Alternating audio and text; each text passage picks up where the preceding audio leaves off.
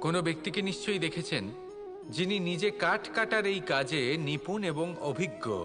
এবার আপনারা দেখবেন যে তার মনোযোগ সমস্ত কাঠের ওপর থাকে না, তার মনোযোগ থাকে শুধুমাত্র একটা কাঠের ছোট্ট একটি অংশের ওপর, যেখান থেকে তার টুকরো করা হচ্ছে।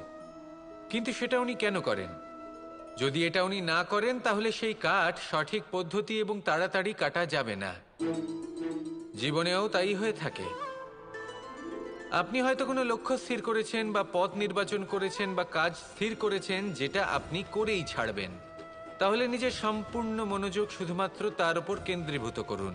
যদি আপনার মন এদিক ওদিক তাকাতে থাকে, অস্থির হয়ে পড়ে, বিচলিত হয়ে পড়ে, যদি তা হয়ে থাকে তাহলে আপনি অবশ্যই অসফল হবেন।